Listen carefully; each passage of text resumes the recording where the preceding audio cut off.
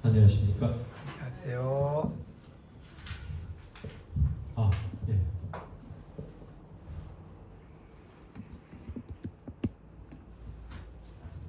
요즘 날씨가 춥습니다. 건강 유의하시고. 이 목소리가 조금 울리죠?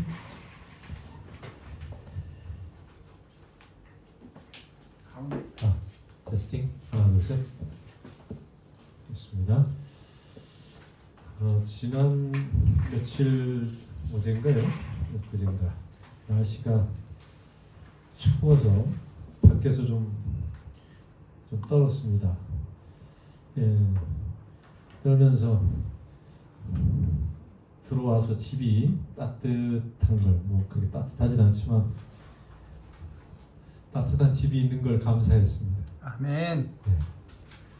춥고 배고프면 그것처럼 처량한 게 없는데, 자, 하나님께서 저에게 먹을 걸 주시고 거처할 처소를 주신 것을 이 추운 겨울을 당하면서 감사한 마음이 들었습니다. 여러분도 항상 감사한 마음이 우리의 일상생활에서 생각나고 또 그 감사의 마음으로 오늘 이 자리에 오셨으리라 생각합니다. 자, 이제 요한복음이 이제 거의 마쳐가는데, 마지막 부분에서 요한복음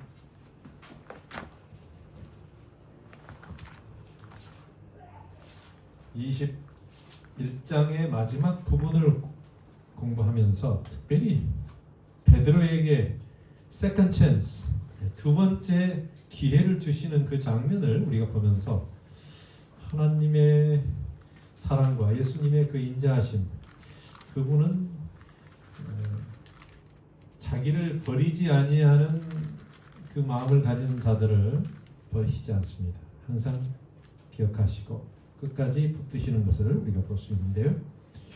오늘 이 베드로의 그 모습을 보면서 우리 자신도 다시 한번 베드로의 그 상황에서 하나 예수님께서 우리와 어떻게 우리를 다루시는지를 좀 보는 그런 귀한 시간이 되기를 바랍니다. 이 시간은 이제 이르러 왔고, 그래서 그 시간은 이제 이르러 왔고, 드디어 타임,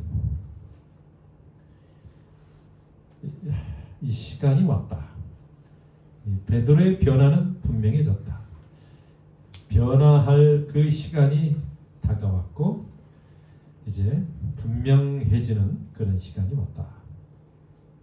면밀하게 시험하시는 주님의 질문에 대해 한마디의 뻔뻔스럽고 자부심이 강한 대답도 나오지 않았으며, 이 철저하게 자기 자신이 깨어지는 그런 상황을 여기서 이렇게 묘사합니다. 한마디의 어떤 뻔뻔스럽고 자부심이 강한 그가 그런 말을 대답을 하지 않았다. 그가 겸비하고 회개한 까닭에 베드로는 양치는 목자로서 그전 어느 때보다도 잘 준비되어 있었다. 그래서 겸비하고 회개한 까닭에 그렇습니다. 이 마지막 시대에 하나님의 백성들에게도 똑같은 잣대가 주어지고 있습니다. 하나님께서 우리를 다시 쓰시고 그의 사역에 부르실 때에 혹시 우리가 좀 나태하고 부족하고 뭔가 참 죄 가운데서 찌들려 있어도 주님의 품 안에서 주님께 나아오면 주님께서는 우리를 용서해 주시는데요. 우리의 자세가 겸비하고 회개하는 마음이 있어야 한다. 그렇습니다. 자, 그 다음에 보겠습니다. 한번 읽어봅시다. 베드로에게 시작. 베드로에게 봉사의 직분을 회복시켜 주시면서 그리스도께서 처음으로 그에게 위탁하신 사업은 양들을 먹이는 일이었다. 베드로는 그 일에 거의 경험이 없었다. 그 일에는 큰 주의와 친절 그리고 많은 인내와 참을성이 요구되었다. 지난번 여기까지 좀 이야기를 한 것 같습니다. 예수님께서 베드로에게 봉사의 직분을 회복시켜 주셨다. 사실 베드로나 제자들이 3년 반 동안 복음을 전파했습니다. 예수님을 따라다니면서 병자들을 고치고 하는 일들을 했어요. 그런데 양들을 먹이는 일은 좀 어색했나 봐요. 거의 경험이 없었다 이런 말씀. 처음으로 그에게 위탁하신 이 사업, 그것은 특별한 사업이었습니다. 부활하신 이후 예수님께서 봉사의 직분을 회복시켜 주셨다, 이렇게 표현하고 있습니다. 근데 그 일에는, 바로 이 사역은, 이 봉사의 직분은 어떤 일이 필요하냐면 큰 주의, 뭔가 조심을 가지고 임해야 된다고 하는 그런 말씀입니다. 친절, 상당히 양들을 돌보는 일에는 우리의 마음이 친절해야 되고, 또 뭔가 주의 있게 뭔가 좀 조심스럽게 다뤄야 되는 어떤 그런 면을 이야기하고 있다고 생각이 됩니다. 그리고 많은 인내가 필요하다. 뭐 우리의 마음에 들지 않는 일, 또 여러 불평, 또 어쨌든 나름대로의 어떤 케어해야 될 부분들이 많기 때문에 우리의 성질을 죽이고 인내해야 된다. 참을성이 있어야 된다. 그게 목자로서의 직분, 또 지도자로서의 베드로가 준비해야 될 그런 어떤 마음 자세다라고 이렇게 이야기합니다. 자, 그리고 오늘은 이제 좀 더 베드로의 어떤 회개와 함께 다시 돌아오고 하나님께서, 예수님께서 그에게 미션을 주시는 그 모습을 보겠습니다. 그 일은 베드로에게 신앙이 미숙한 자들에게 봉사하고 무식한 자들을 가르치며 그들에게 성경을 풀이해주고 그들로 하여금 그리스도의 봉사 사업에 유용하게 되도록 교육하기를 요구했다. 교육시켜야 된다고 하는 것입니다. 신앙이 미숙한 자들, 왜냐하면 이 신앙이라고 하는 것도 이 성숙해야 된다. 미숙한 자들이 반대로 성숙해야 되는데 뭔가 더 신앙에 대한 것을 배워야 됩니다.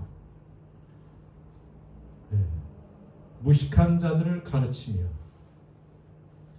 신앙이 미숙한 자들에게 봉사하고 가르치며 또 성경을 풀이해주고, 성경을 잘 이해를 못하는 사람들에게도 성경을 가르치고 풀이해줘라 그랬습니다.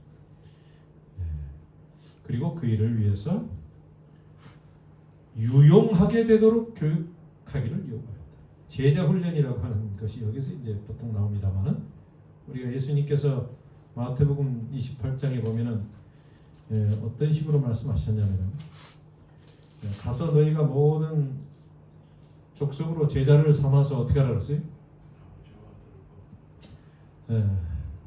예수님께 침례를 주고 예수님께서 분부한 모든 것을, 모든 것이라고 하는 것은 어쨌든 전체적인 것을 이야기하고 있어요. 가르쳐 지키게 하라. 그래서 가르쳐서 지키게 하라. 이 두 가지 방법. 그러니까 지키는데 모르면 지킬 수 없으니 신앙이 미숙한 자들에게 봉사하면서 그를 가르치고 성경을 풀이해주는 이런 일을 하라고 예수님께서 부활하신 다음에 주신 뭐라고 그럴까, 이 사명, 마지막 사명이라고 볼 수 있습니다. 제자들에게 주신 사명이에요. 딱 한 가지 우리에게 요구한 것이 뭐냐면 그들을 교육하고 신앙 안에 머물도록 봉사할 수 있도록 교육하라. 유용하게 되도록 교육하라. 지금까지 베드로는 그 일을 행하기에 적합하지 않았을 뿐 아니라 물론 적합하지 않았어요. 그 일의 중요성도 깨닫지 못하고 있었다. 그러나 그 일이 예수께서 지금 그로 하여금 하도록 부르신 사업이었다. 그의 고통과 회개의 경험이 그 일을 할 수 있도록 그를 준비시켜 주었다. 자, 조금 전에 우리가 본 것처럼 보면 그의 고통과 회개의 경험을 통하여 그가 인내하고 또 주의 깊게 또 친절하면서 오래 참은 그런 어떤 뭐를 자질, 그런 성품, 그런 마음을 준비해야 된다고 하는 것입니다. 준비되지 않았었는데 이제 그게 회개를 통하여 그가 고통의 어떤 그런 경험을 통하여 이제 깨우쳐 알게 되어 준비되었다 그랬습니다. 가끔 보면 우리가 하나님께서 쓰실 때 물론 쓰시면서 또 고쳐 쓰기도 하지만 어떤 중요한 사역을 위해서는 어느 정도의 어떤 준비가 돼야 그 일을 하시는 걸 볼 수 있습니다. 모세도 사실 준비하는 기간은 좀 오래 두셨어요. 40년. 준비시킨 다음에 그가 목자로서 양떼들을 이스라엘 백성들을 이렇게 가나안 땅으로 인도하는 그 광야의 그 훈련을 함께 신앙하도록 하는 그 모든 일에 베드로를 그렇게 준비시키신 것을 볼 수 있습니다. 자, 여호수아에 대해서 우리가 공부를 지난 작년에 했습니다만 여호수아도 상당히 트레이닝을 많이 받은 그런 지도자입니다. 모세 밑에서도 했고 또 다양한 어떤 경험을 통하여 그가 경험하게 하신 걸 볼 수 있습니다. 갈렙과 여호수아 그런 지도자가 될 수 있었던 것은 그런 경험을 통해서라고 하는 것입니다. 그는 실패하기 전에는 베드로는 실패하기 전에는 늘 지각 없이 순간적인 충동에 따라 말을 하곤 했었다. 그가 이제 실패하고 나서 완전히 깨어지고 회개하고 또 예수님께서 그를 어떤 다시 한번 기회를 주면서 새롭게 태어나는 그런 순간을 가졌는데 지각 없이 순간적인 충동에 따라 말을 하곤 했다. 그는 항상 다른 사람의 일을 바로잡으려 했으며 그는 자기 자신이나 자기가 말하려고 하는 것을 분명하게 이해하지 못하면서 자기의 생각을 표시하려 했다. 렌즈 화이트는 이렇게 표현했어요. 자기가 나서서 충동적으로 말을 했는데 조금 깊이가 없었고 생각이 부족한 것 같아요.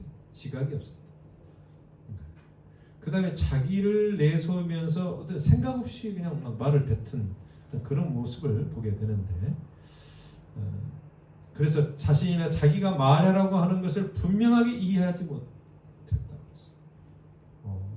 그렇게 충동적인 것이 좋은 건 아닌데 특별히 말을 할 때에 어떤 지각이 생각하고 참 뭔가 나보다도 다른 사람에게 이 말에 영향을 주기 때문에 그가 어떻게 생각할지에 대해서 생각을 하고 하는 게 참 좋은데 그게 덕 있는 것이고 그게 다른 사람들에게 참 상처를 주지 않고 더 나아가서 참 좋은 관계를 맺을 수 있는 것은 이 말을 참 잘해야 합니다. 그래서 베드로가 이 회개한 다음에 변화된 것 중에 하나가 이 충동적인 말이라고 생각이 돼요. 주의 깊게, 조금 더 조심성 있게, 다른 사람을 다룰 때 좀 더 친절하면서도 조심성 있게, 그렇게 했다고 하는 것입니다.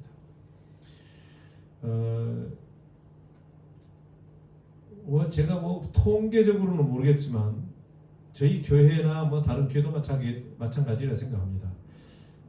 말을 잘못 지도자가 해서 그 상처로 교회를 안 나오는 사람들이 꽤 많이 있을 것이다 라고 하는 것입니다.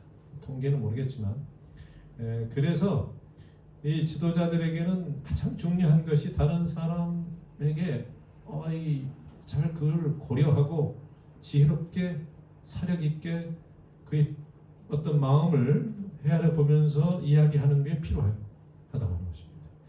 그걸 지혜라고도 하고 또 지각 있는, 생각 있는 어떤 그런 의미도 포함되어 있다고 생각이 드는데요. 자, 그래서 회개한 이 베드로는 매우 달라졌어요 이제. 그는 전에 가졌던 격정을 제어하고 그랬어요. 이 격정이라고 하는 것은 뭐예요? 뭐 화를 내는 건 아니고, 격정은 좀 이렇게 뭐 충동적인 말을 하는 것도 격정이 될 수도 있긴 있겠습니다만, 뭔가 이 박력은 있는데 뭔가 조심성이 없고 사랑이 없는 어떤 그런 모습일 수도 있습니다. 이제는 그 전에 가졌던 격정을 제어하고 그리스도의 은혜로 그의 열심을 조절하였다. 이 temperance라고 하는 말에서 절제했다, 조절하였다 하는 것입니다.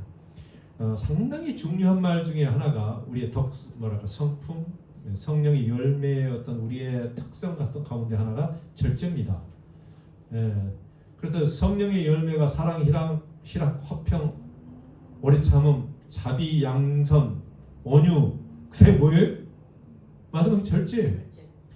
근데 이 절제는 마지막에 있지만은 이것은 모든 것을 다 이렇게 지탱해주고 받아주는 어떤 그런 것이 절제입니다. 조절하였다. 열심도 조절해야 돼. 열심도 조절해야 되는 거예요. 그냥 바울은 베드로가 너무 열정이 많고 해서 너무 그냥 이런 사람은 템포가 너무 없다 그러나. 그래서 다른 사람들하고 좀 뭐랄까 이 밸런스가 잘 안 맞고 이렇게 잘 안 어울리는 것 같아요.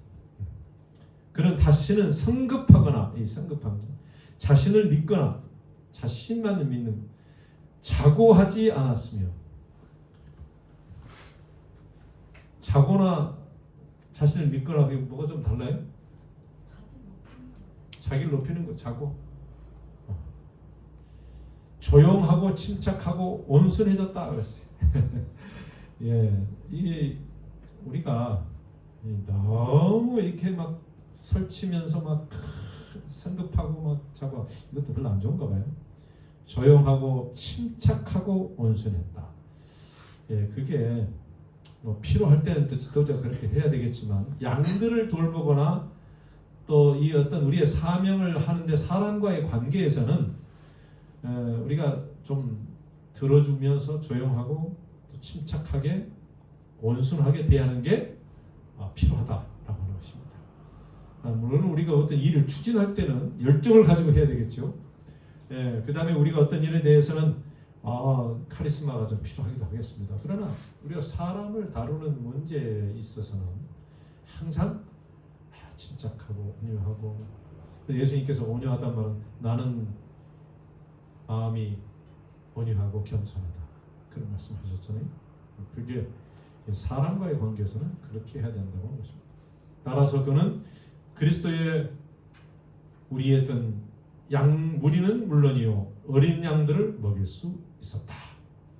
따라서란 말은 뭐냐?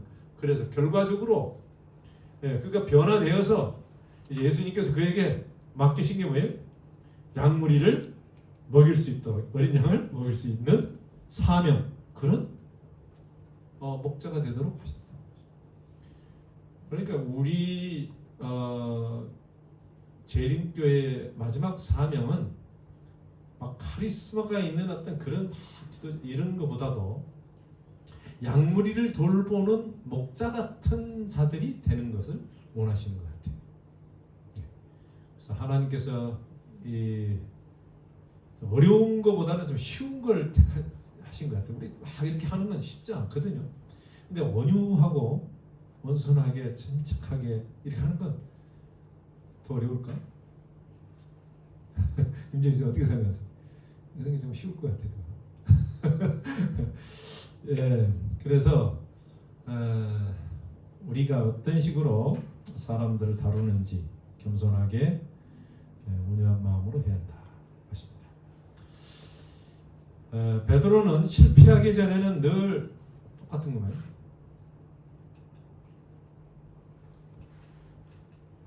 그렇습니다. 베드로를 취급하신 구주의 방법에는 그를 위한 교훈과 그의 형제들을 위한 교훈이 들어있었다. 예수님의 방법, 이 베드로를 취급하신 예수님의 구주의 방법에는 그를 위한 교훈과 베드로에 대한 교훈과 그의 형제들을 위한 교훈이 들어있었다. 그에게 줄 교훈과 또 형제들에게 줄 교훈이 들어있었다. 그것은 범죄자를 인내와 동정과 용서하는 사랑으로 대하도록 그들을 가르쳤다. 범죄자를, 뭐 우리 세상의 모든 사람들이 다 범죄잖아요. 그들을 인내와 동정과 용서하는 사랑. 사랑이죠. 인내, 동정, 사랑인데 용서하는 사랑. 조금 전에도 방금 말씀드린 것처럼 이 인내와 동정, 이거는 사실 뭐 잘 연습하면 될 것 같긴 한데,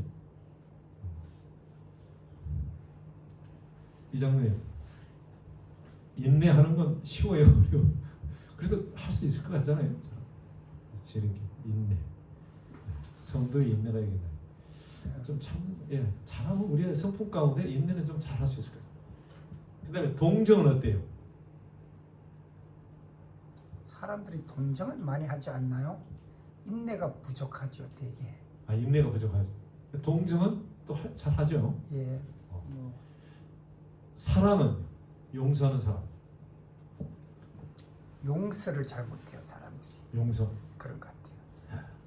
그래서 그들을 사랑하고 인내하고 동정하도록 그들을 가르쳤다. 그랬어요.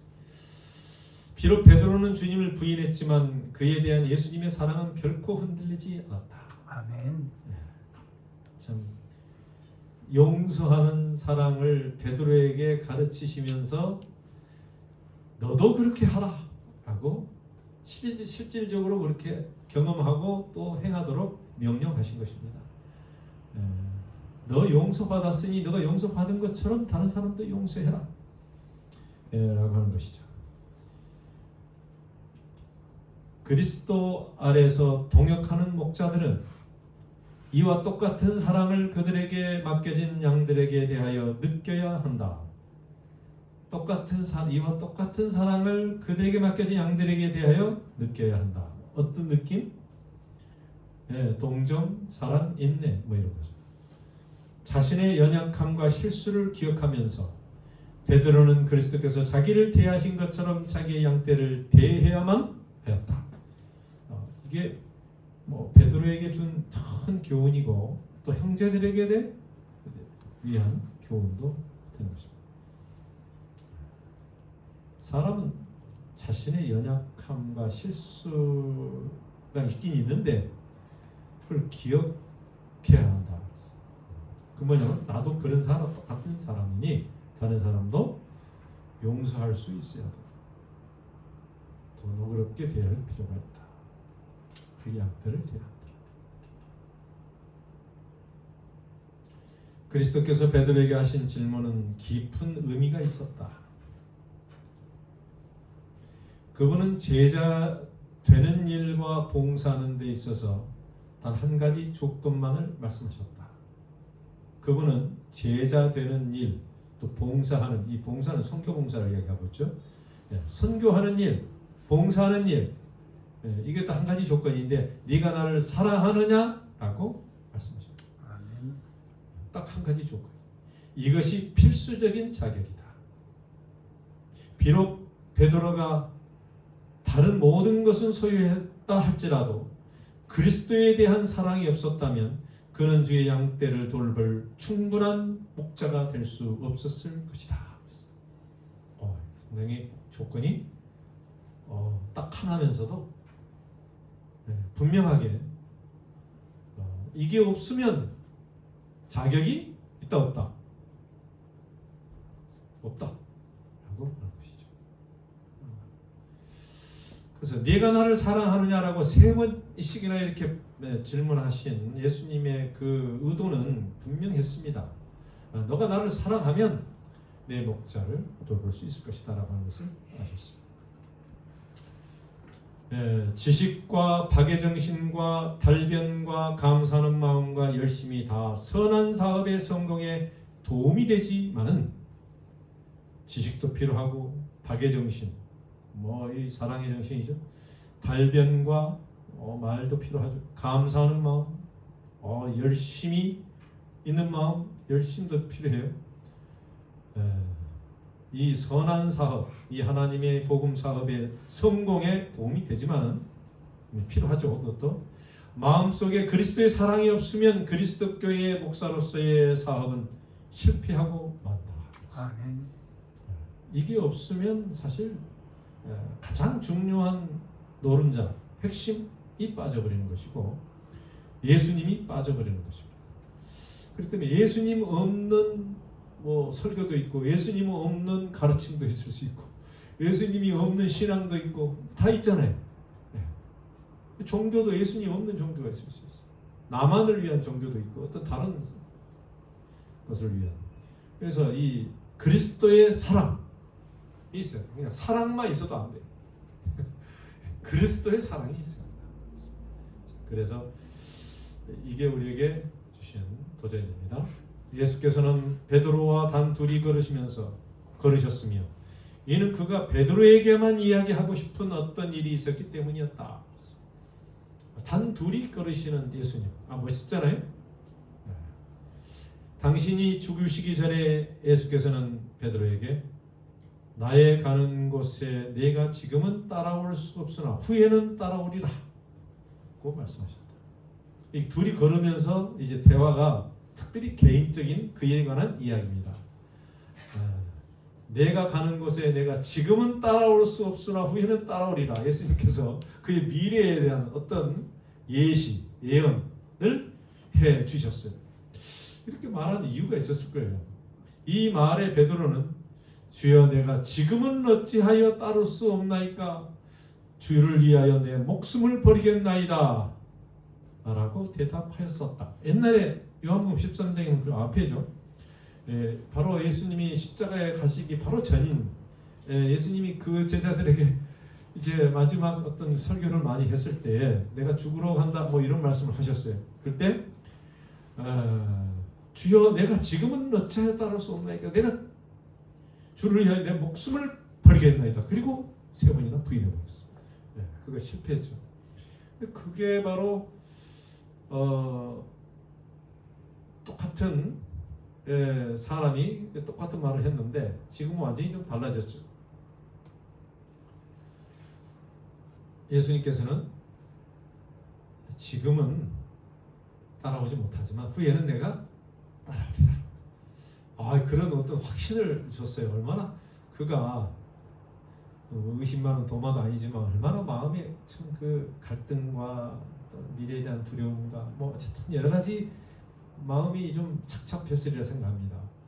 내가 끝까지 갈 수 있을까? 예수님을 벼르지 않을 수 있을까? 실패를 해보니까 뭐예요? 자신감이 많이 떨어져 있었겠죠. 그때 예수님께서 그 미래에 대한 탁 이야기 한마디가 베드로의 마음을 어떤 확신에 대한 믿음으로 이제 바꿨으리라 생각을 합니다. 저희도 좀 그런 말 예수님이 들으면 좋지 않겠어요? 너가 끝까지 나를 따라오리라. 너는 이제 다시는 나를 부인하지 않고 잘하리라. 그런 이야기도 되겠습니다. 그가 그렇게 말했을 때 그 앞에 떨어지지 않겠다고 옛날에 말했을 때 그리스도의 발걸음이 인도할 그 길이 얼마나 높고 깊은지를 거의 알지 못했었어요. 시험이 닥칠 때 베드로는 실패했으나 다시 그는 그리스도께 대한 자기의 사랑을 나타낼 기회를 가졌던 것이다. 다시 그는 이제 다시 세컨 찬스입니다. 우리가 세컨 찬스에 대해서 저는 교과에 공부를 했습니다만 예수님께서는 두 번째 기회를 그리스도께 대한 자기의 사랑을 나타낼 기회를 이제 그가 갖게 되었다. 구주께서는 그의 믿음의 최후의 시험을 위하여 그에게 힘을 주시려고 그의 장례를 공개하셨다. 왜 하셨다고요? 그의 힘을 주려고. 어떤 힘을 주냐면 그가 최후의 믿음의 최후의 시험을 위하여 그에게 힘을 주시려고 그의 장례를 공개했습니다. 그가 마지막 죽으면 어떻게 죽을 건지에 대해서 예수님은 물론 아셨어요. 그리고 베드로는 그거에 대해서 정확하게 알지는 못했지만 네가 마지막 진짜 그런 너의 목숨을 바꾸려고 죽이려고 했을 때 그가 예수님을 버리지 않고 순교당할 것에 대한 이야기입니다. 그러니까 충동적인 사람이었거든요. 열정적인 사람이긴 했지만 그게 이게 식어버리면 또 확 돌아서 버릴 수도 있는 그런 충동이 있었는지도 모르겠어요. 그러나 예수님께서는 분명히 너가 침착하게 인내를 가지고 뭔가 마지막까지 좀 온유한 그런 품성을 가지고 있는 너에게 이 시험이 와도 그 시험에 넘어지지 않고 이길 것을 이야기해 주셨습니다. 유용한 생애를 산 후에 그가 참 예수님을 위하여 유용하고 참 꼭 필요한 삶을 살았습니다. 노령으로 힘이 쇠해질 때에도 그가 참으로 주를 따르리라는 사실을 구주께서는 그에게 말씀하셨다. 그가 참으로 주님을 따르리라, 끝까지 따르리라 라고 하는 사실을 말씀하셨습니다. 다 같이 읽겠습니다. 젊어서는 시작. 젊어서는 내가 스스로 띠뛰고 원하는 곳으로 다녔거니와 늙어서는 내 팔을 벌리리니 남이 내게 띠우고 온치 아니하는 곳으로 데려가리라. 이 말씀을 하시면 베드로가 어떠한 죽음으로 하나님께 영광을 돌릴 것을 가르치시니라. 젊어서도 나이 늙어서도 참 변함없이 네가 이제 하나님께 영광을 돌리는 그러한 사역을 마무리하게 될 것을 이야기했습니다. 우리가 처음 젊었을 때 신앙했던 것, 첫사랑을 버리지 않고 우리의 노후에도 늙어서도 더 우리의 신앙이 불붙듯 꺼지지 않는 그런 횃불처럼 타올라야 되겠습니다. 모세도 그렇고 여호수아도 그렇고 갈렙도 그렇고 마지막 그 늙어서까지도 좀 신실하게 충성을 다하는 그런 모습을 우리에게 보여줬잖아요. 하나님의 참된 회개한 주의 부르심을 받은 백성들에게는 그런 마지막이 약속되어 있습니다. 예수께서는 이렇게 말씀하심으로써 베드로가 어떤 모양으로 죽을 것을 그에게 알게 하셨고 더욱이 십자가 위에 그의 손을 펼 것까지 예언하셨다. 다시 예수께서는 그의 제자에게 나를 따르라고 명하셨다. 베드로는 그 계시를 인하여 낙담하지 않았다. 그는 주를 위하여 어떤 죽음이라도 단 마음으로 감수하겠다고 생각했다. 그거 어떻게 죽었어요? 전설인가 뭐 어쨌든 그 보면 나는 예수님이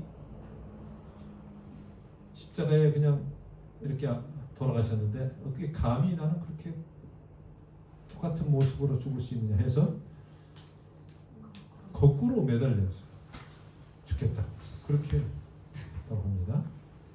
그리고 예수님의 그 죽으심을 십자가에 달리심을 봤을 텐데 그때 그가 뭘 생각했을 것 같아요? 예수님의 십자가를 생각하면서 말씀했습니다. 지금까지 베드로는 오늘날 많은 사람이 그리스도를 알고 있는 것처럼 육체를 따라 그분을 알고 있었으나 이제 그는 더 이상 그런 제한을 받지 않았다. 이제 그렇게 알고 있지 않았어. 육체를 따라 그분을 알고 있었으나 베드로도 옛날에 그랬지만 이제 그렇게 하잖아. 이제 그는 더 이상 그런 제한을 받지 않았다. 이제 베드로는 예수님을 인성을 입으신 그 그분과 교제할 때 알고 있던 그런 분으로 알지 않았다. 무슨 말이에요? 이제 더 이상 예수님을 인성이 아니면 어떤 걸로 알았단 말일까요? 신성? 하나님?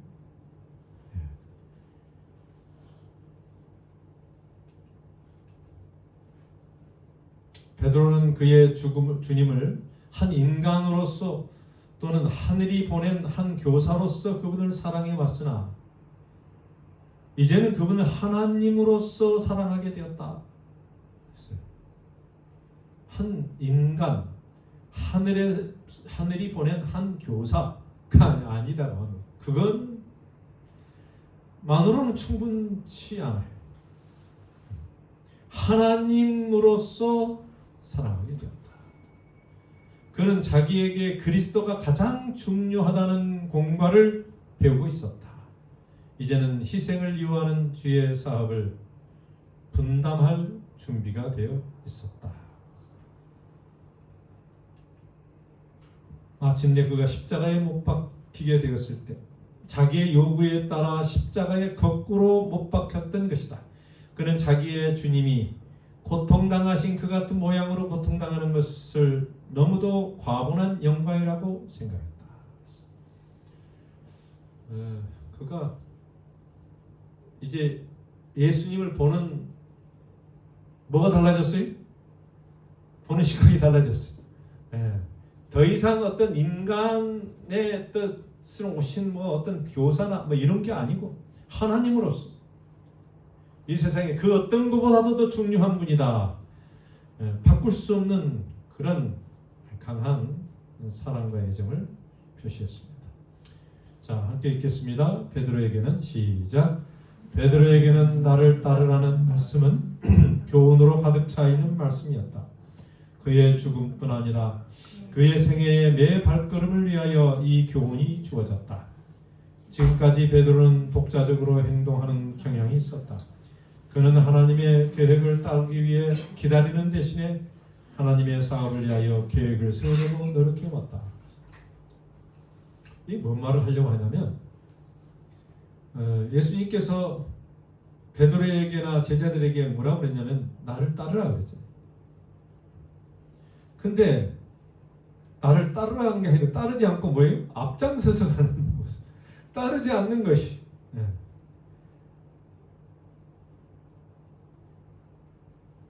사실 이게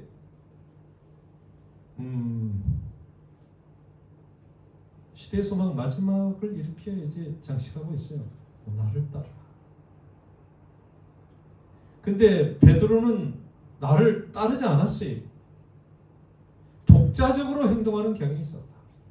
그게 뭐냐면 예수님 없이 사는 게 많단 말이죠. 그래서 우리가 매 순간 매 어떤 모든 것을 예수님을 따라야 된다고 하는 것을 여기 말씀하고 있습니다. 자, 거기는 상당히 많은 게 포함되어 있어요. 그냥 물론 예수님이 따라가 그러니까 길을 걸어가서 따라가는 것도 있지만 모든 스텝과 모든 예수님의 그 하신 말씀과 행동과 하시는 것들에 대해서 따라갈 필요가 있었다. 나를 따라. 그게 진정한 그리스도인이고 제자들이다. 나를 독자적으로 행동하는 것은 예수님과 상관이 없는 것이다. 예수님 없이 뭐 할 수 있냐면 신앙을 할 수 있고 예수님 없이도 전도할 수 있고 예수님 없이도 모든 것을 다 예수님의 이름으로 할 수 있어요. 설교도 할 수 있고 선교도 하고 교회도 운영하고 다 할 수 있어요. 예수님 없이 할 수도 있단 말이에요.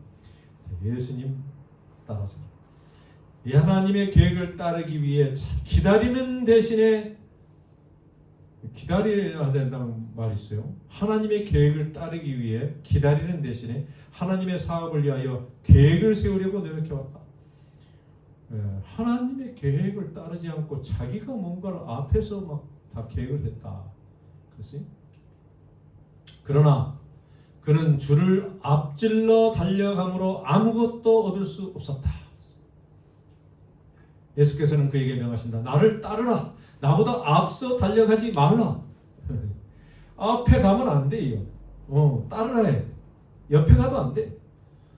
그렇게 한다면 너는 사탄의 군대를 혼자서 만나지 않을 것이다.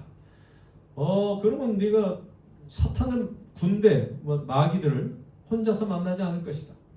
예수님이 뭐예요? 지켜주실 것이다. 나로 너보다 앞서가게 하라. 그리하면 너는 원수에게 점령당하지 않을 것이다. 아멘입니다. 예수님이 우리 대장이다. 예수님을 앞에 모시고 가면 사탄을 능히 이길 수 있고 너가 시험에 빠지지 않고 너의 사명과 사역을 다 감당할 것이다.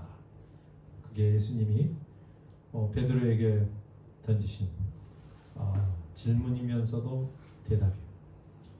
약속이 되는 것입니다. 자, 오늘 여기까지 하겠습니다. 자, 우리 장로님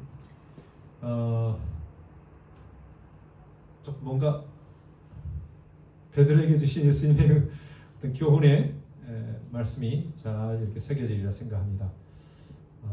나가 아니라 뭔가 예수님이 우리 삶에서 어디에 계시나 우선 생각해 보는 것이 참 중요할 것 같아요. 예수님이 따라간다고 하는 것에 대해서 장로님 한 말씀 해주십시오. 예수님을 따라간다는 것이 어떤 의미일까요? 저는 오늘 목사님 말씀에서 두 가지가 남는데요. 맨 처음에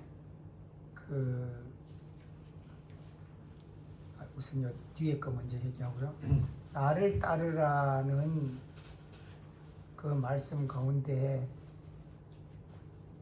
아까 목사님 말씀하신 대로 길을 따르라는 것뿐만 아니라 내 삶을 그대로 따라 살아달라라는 말씀으로 내가 어떻게 영혼을 사랑했고 내가 어떻게 기도함으로 능력을 나타냈고 하는 그런 모든 예수의 지상 생애를 따라 살아달라라고 하는 그런 유언으로 받아들여지면서 베드로가 그렇게 살아갔을 때 아까 말씀하셨듯이 그전에는 자기 성질대로 따라갔잖아요.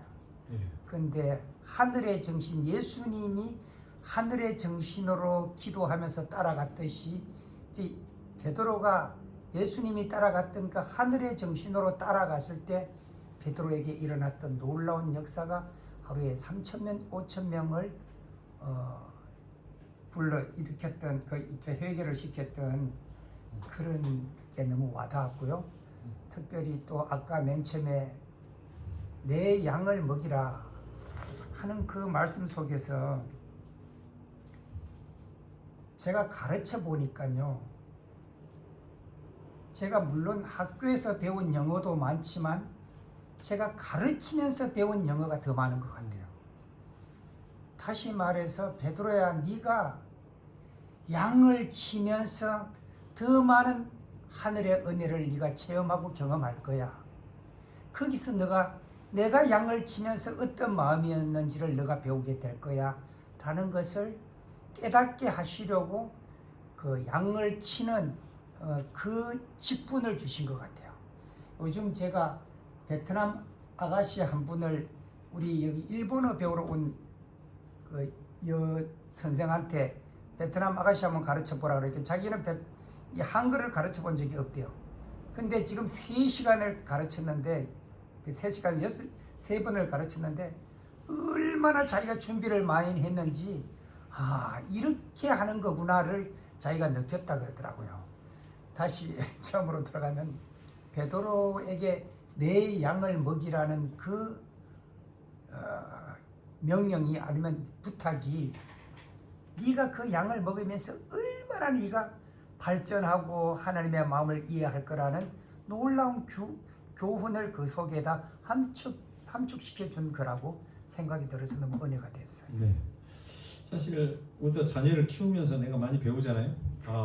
그 부모가 이랬겠다 라는 생각하고 장님이 말씀하신 것처럼 양을 먹이면서 양이라고 하는 게 이게 참 너무 힘이 들구나 어렵구나라고 하는 것을 깨닫게 되고 또 하나님의 사랑을 더 느끼게 될 수 있다. 그런 말씀부터 이해가 되고요. 박금자 집사님은 오늘 예수님의 베드로에게 하신 여러 말씀이 있고 권면이 있고 교육이 있습니다. 뭐 기억나는 게 있고 또 뭐 적어놓은 게 있어요? 뭘 나눌 게 있습니까?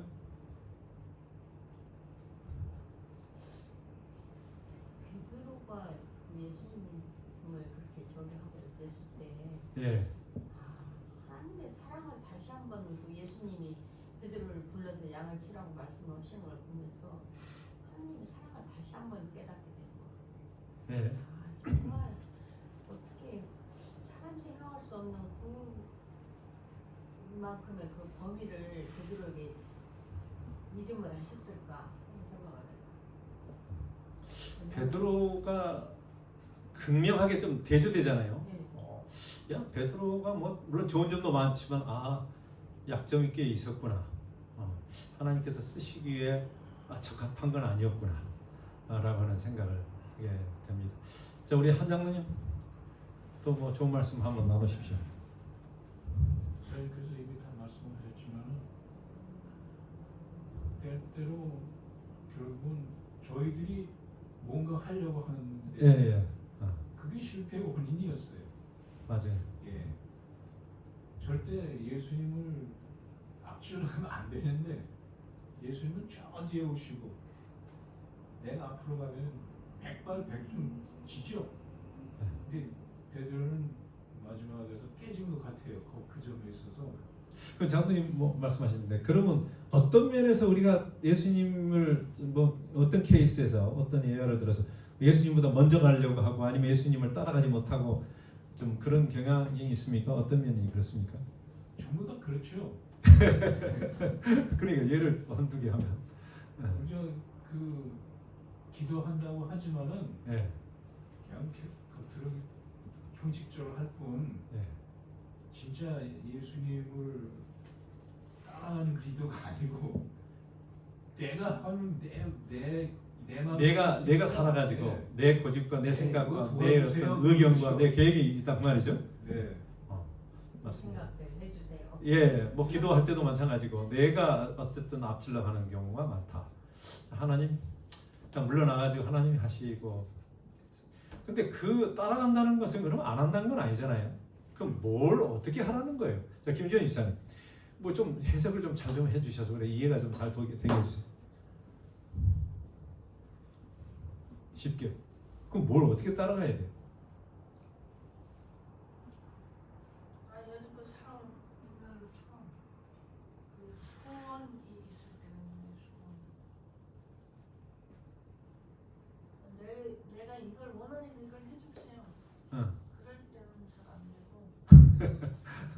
그거를 네. 내가 놓을 때 아, 그때 그 소원을 이루어주시더라고요. 네. 아까 저 베드로가 실패했잖아요. 한 번 넘어졌잖아요. 그래서 그것을 이제 만회할 수 있게 해주시고 그럼으로써 그 준비됐다고 했잖아요. 준비. 그거 그렇게 넘어지지 않았더라면 그 양을 먹은 그 돌을 실패하면서 배웠다. 실패해서 일어나면서 그걸 배워요. 어떤 겸손을 배웠을 수도 있고요. 자, 그러면 우리도 살면서 뭐 실패를 많이 하는데 실패하면서 배우죠. 더 배워. 예, 많이 배우게 되는 것입니다. 자, 유현준. 맨 마지막 저게 제일 마음에 남는데요. 나보다 앞서 달려가지 말라. 그렇게 한다면 너는 사단의 군대를 혼자서 만나지 않을 것이다.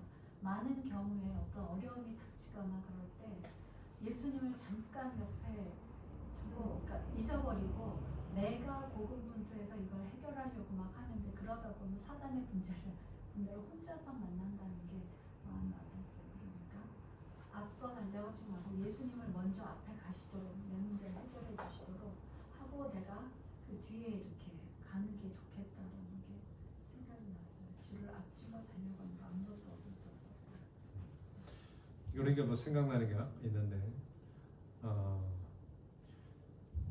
어떤 사람이 막 누구를 뭐 예를 들어서 이 경찰이 어떤 범인을 쫓아 막 가는데 자기가 뭐 지금 왜 뛰는지 모르고 막 경쟁하는 것처럼 하다가 범인을 막 앞질러서 막 쫓아가고 그 대개 사람들이겠어요. 예, 뭐 그런 것처럼 사실 뭘 하는지 쫓아가야 되는데 내가 누구를 쫓아가는지 잊어버리고 왜 가는지도 모르고 따라갈 수도 있다 하는 생각이 좀 듭니다. 우리 다 이야기했으니까 우리 임 장로님도 한 말씀 해주십시오. 아니 근데 이건 어떻게 생각하세요? 나를 따르라, 나보다 앞서 달려가지 말라, 이 말이 같은 말이긴 한데 뭘 여러분의 삶에서 좀 그런 경험이 있습니까? 내 생각이 앞서. 내 생각? 달려가지 마. 살면서 그런 경험이 참 많은 것 같아요. 기도를 하면서도 하나님 이렇게 해주세요. 이런 기도를 더 많이 했던 것 같아요.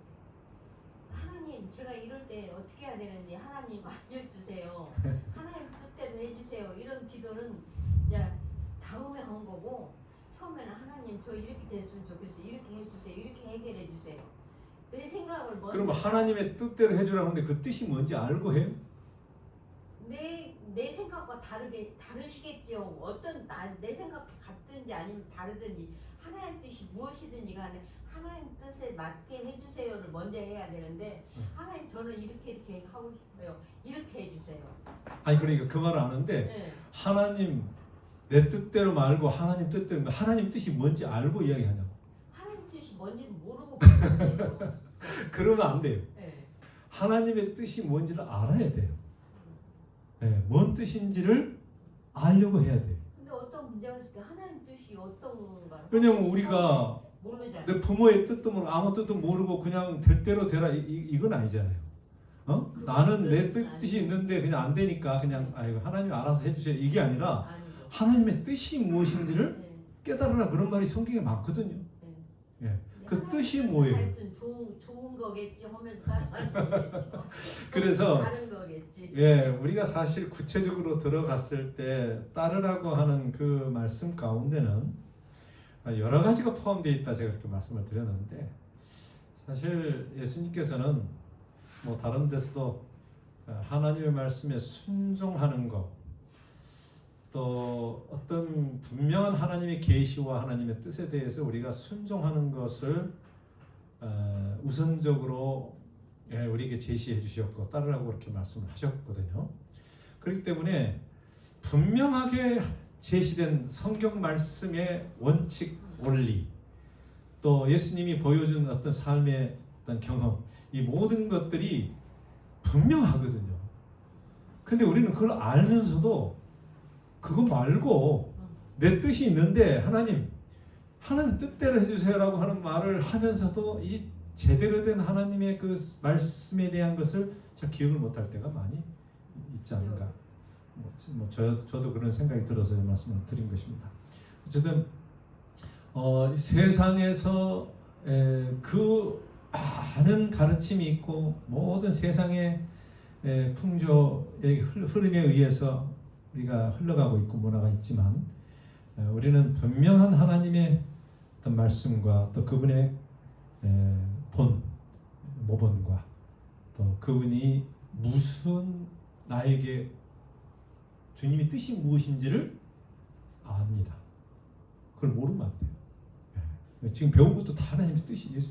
그것을 위해서 우리가 어떤 기도를 해야 되고 그걸 위해서 우리가 추구하고 살아가면 그 외의 것들은 사실 뭐 그래야 될 필요도 없는 것도 있고 또 하나님께서 그냥 알아서 해결해 주시리라 생각하면서 우리가 그 주님의 발걸음을 주님이 가신 길을 따르라 그랬어요.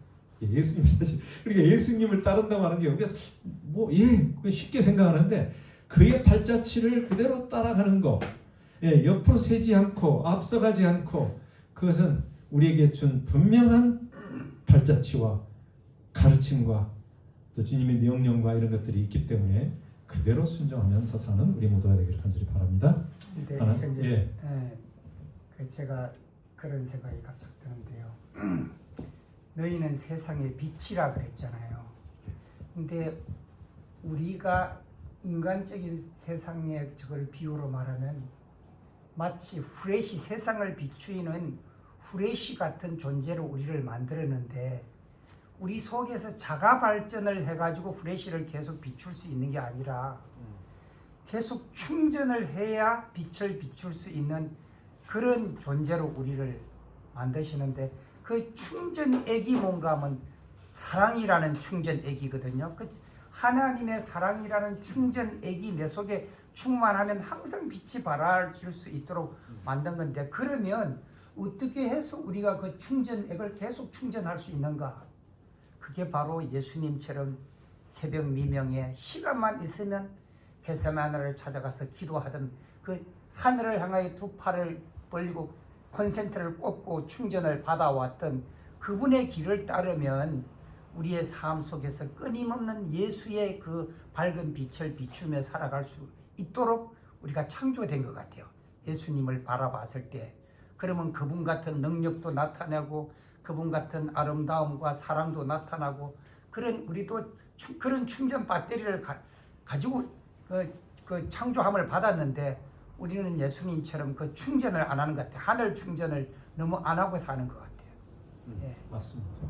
예, 참 좋은 지적해 주셨고, 사랑 그 빛을 받아 반사하는 우리가 되기를 바랍니다. 기도하겠습니다. 하나님 아버지, 우리가 전적으로 우리의 목자 되시는 참 지도자 되시는 예수님을 따라가기를 원합니다. 우리 안에 힘이 없고 능력도 없고 생명력도 없고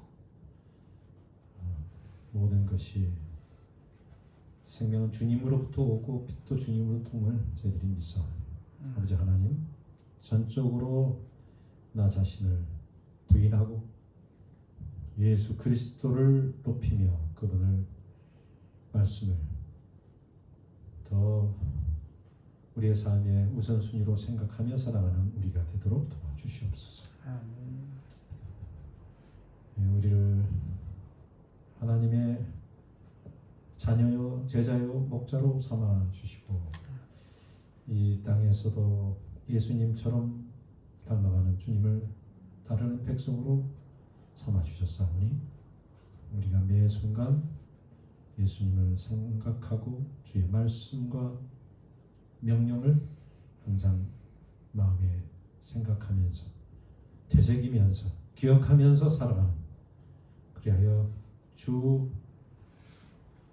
편에서 주님을 따르는 제자가 되도록 인도해 주시기를 예수 이름으로 기도합니다. 아멘.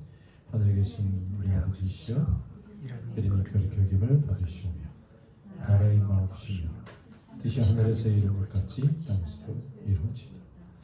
오늘 우리에게 일용할 양식을 주옵시고, 우리가 우리에게 죄진 자를 사하여 준 것 같이 우리 죄를 사하여 주옵시고, 우리를 시험에 들게 하지 마옵시며 다만 악에서 구하옵소서.